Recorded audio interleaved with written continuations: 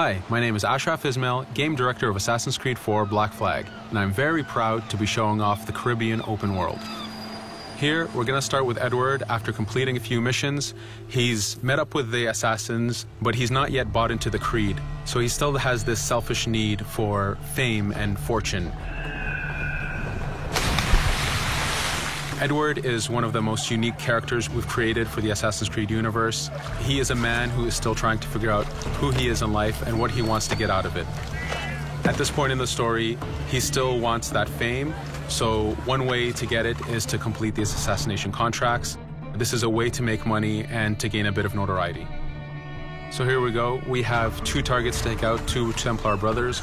So we're going to accept the contract, and the world map is going to show us where this contract takes place.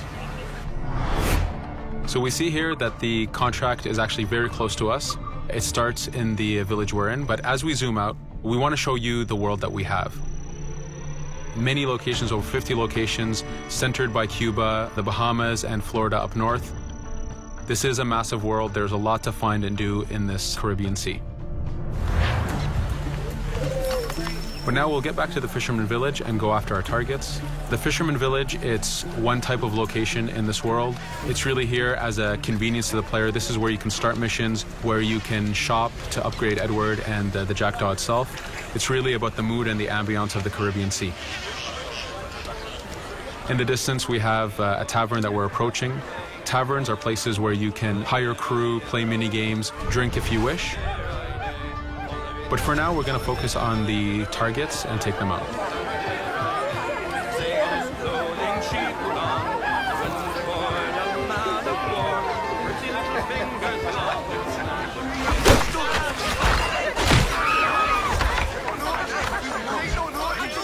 Now that we've taken out one brother, the other one's going to bolt.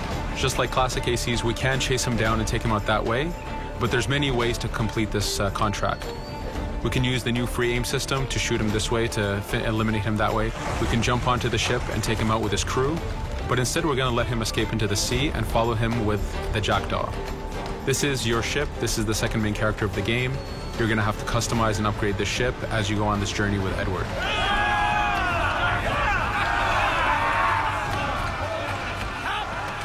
We've seamlessly gone from a ground chase right into a naval chase. We could destroy the ship and complete the contract that way, but instead, using the spyglass, we can see that he's carrying a lot of rum. Rum is important in the economy system. It's one way of making a lot of money if you sell it properly. So instead of destroying the ship, we're going to plunder that ship. Fire! Here you can see the upgrades that we've made into the naval combat. Using the front cannons, you can shoot chain shots to slow down the ship. Using the new round shot mechanic of trajectory aiming, you can aim for the hull and do a lot of damage this way. This specific enemy is what we call a frigate. Frigates are the type of ships that you need to destroy as fast as you can, because the longer the fight lasts, the more damage they're capable of doing. We have other enemy types like the Charger or the Man of War. The Man of War is a massive ship capable of carrying over 100 cannons. These are ships that you really need to upgrade to be able to face. But now that this frigate has been demasted, we can start the boarding. Boarding, it's very important. You are a pirate. This is how you gain cargo. This is how you take on ships. So here we can start the boarding from any orientation or angle we wish. The distance even matters. If you get too close, the 2 crews will just jump right into each other. If you start a bit further, you can jump in the water and go in for a sneak stealth attack. We have 2 objectives to accomplish for this boarding. We can take out the captain, and we need to take out some of his crew. So using the swivel gun, we will efficiently take out a lot of the crew. And now we'll go for the captain using Edward's navigation abilities. Here, again, using the new free aim system, we have a dangerous enemy on the other side taking out our crew. We can easily take him out with a headshot. So what we see here is that 2 ships have come together to create this 3D environment where, using your assassin abilities to navigate, to be stealthy, you can take the advantage and get the kill by surprise. Now that we've taken out the captain, we still need to take out a few of the crew members to complete this boarding. Now that we've plundered the ship, we're going to gain that rum that we saw earlier, but we're also going to gain ammo and crew members and some gold. With every boarding, there's 3 options that you can do with that ship. You can gain crew members, you can send the ship to your fleet if you wish, or you can salvage a ship to repair the Jackdaw if you took too much damage in the fight. In this case, since we did well, we're going to send the ship to our fleet. Now that we're back in the Caribbean Sea, we needed to make sure that every minute something is being advertised to the player, something new for the player to do. In this case, we have this uncharted location. These are what we call playas. We have over 75 of these in the Caribbean world. Every playa has something very important for the player to find, something that will help in upgrading Edward or the Jackdaw.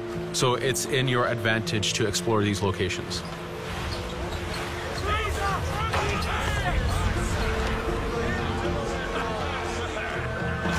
Again, for us, seamlessness is very important. We needed to be able to explore this Caribbean world without having too much interruption in the action. So being able to just let go of the wheel anywhere we want, jump into the water, and swim over to that location. This is very important for the mood and the immersiveness of this Caribbean open world. Here, as we get on the playa, in the distance we can see that there's a faction battle, but closer to us we can see that there's this poor drunken sailor who's passed away. But being a pirate, of course, we're going to loot his body and see what he has for us.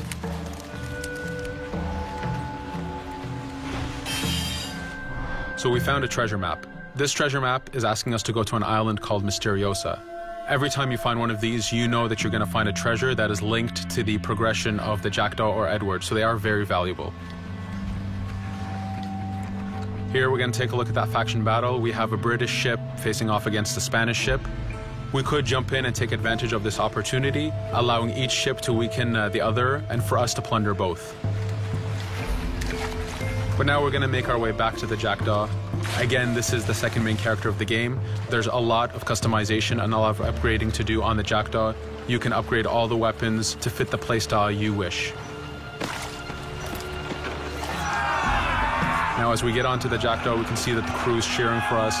Edward has a really close relationship with his first mate, Adewale, standing right there, and with his crew. And this is something that you'll see later in the demo, that we can lose and gain crew members. Again, using the spyglass, we can really see the contents of a ship, but you can also assess the danger and threat level of these ships. But for now, we're going to continue to Misteriosa to find that treasure. Here we've crossed into a harpooning zone. The harpooning system is connected to the hunting system, which is used for upgrading Edward himself. So you can upgrade the number of weapons he carries, the ammo that you can carry, and even his health. But for now, we've moved past that zone and we've got into a storm. Storms are very dangerous. If you're not careful, if you don't know how to navigate a storm, you will take damage to your ship and you will lose crew members. In the distance, we can see a water spout. This is a tornado in the ocean. These are very dangerous. They can suck you in, and when they do, they tear the ship apart and take out your crew. Here we can see its effect on a ship. This poor ship got sucked in and got destroyed. Storms are very dangerous, but we wanted the player to take advantage of this. When you've mastered a storm, when you know how these systems work, you can pull enemies into a storm and let the storm do damage for you. So there is a strategic element to using a storm in the world.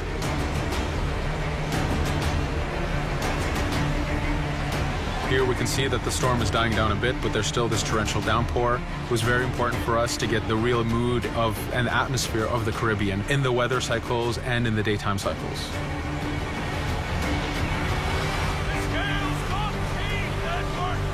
But here, since we've survived the storm, did pretty well, let's order our crew to sing. Sea shanties are a part of this game. It's a collectible that you can find in the world. So the more you find, the bigger playlist you have for your crew.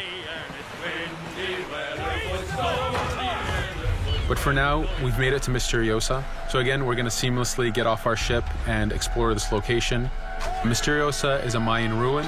Mayan ruins are heavy with stealth and navigation capacities. There's a lot of treasures and hidden discoveries to be found in these locations.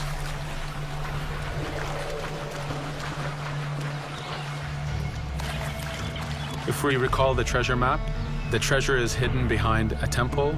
So just by quickly looking around, we can see that temple looks about right. So that's our objective. We'll head there.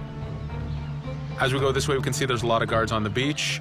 We could go in and fight them if we wish to, but to show off that this is a mini open world, we're going to try to find a different route to get to our objective.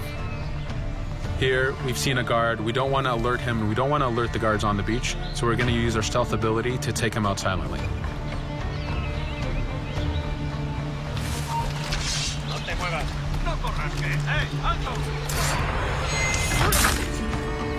With AC3, we were able to push the navigation in the frontier, which means using natural environments like trees and rocks and so on. Mayan ruins are the perfect place where we mix man-made structures and these natural environments. So you really get to feel how far the navigation abilities of the assassin have come since the original game. In the distance there, we can see another part of the island being blocked off by a patrol of guards. We're going to avoid it for now and go for that treasure.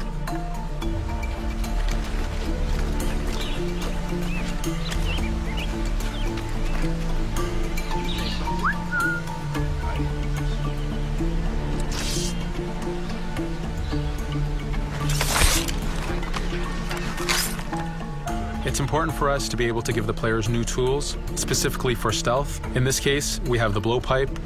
Using the berserk darts, you make your enemies go crazy. Effectively, this means that they'll attack anything and everything in sight, including their own friends, animals, or Edward if he was in the way. So you do have to be careful with how you use it. But now that we've caused a distraction, if we happen to fall down there, at least there's already a bit of damage done for us.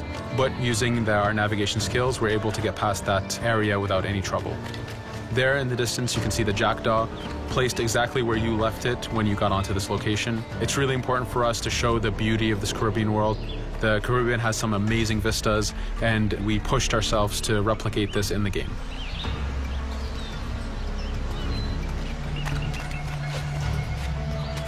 As we continue forward, we can see in the distance there's a couple prisoners that are taken hostage. This is a scenario that you need to use stealth. If you're detected by those guards, they will kill the hostages. So in this case, it's to your advantage to use the environment to figure out how you can take out those guards without being detected. In this case, it's 2 guards, so it's not too hard. There are other scenarios where you have more guards and you have to figure out how you can take all of them out at the same time. Now that we've freed these prisoners, they are more than happy to join our crew. This is just one way of gaining crew members. As mentioned earlier, there's the taverns. There's actually many different setups of gaining crew.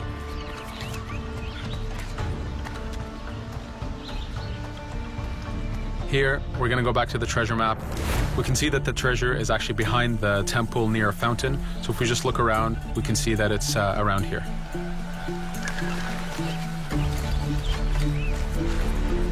Now that we've found the treasure, what we've actually found is a blueprint. Blueprints are incredibly valuable for the upgrading of the jackdaw. This is how you can upgrade the biggest and most devastating upgrades of the ship. So here we're approaching a reach high point. Just like classic ACs, synchronizing with the reach high point reveals the contents of a location and the map itself. But as an added feature, because this game world is so huge, there are many different locations, this also becomes a fast travel point. So now you can, by synchronizing, now you can come back here anytime you wish to collect those treasures that we passed up a bit earlier. Here we've reached the end of the demo. This was a tease of the open world that we have. We're very excited to be able to show off this game and to let you play it very soon. Thank you for joining us.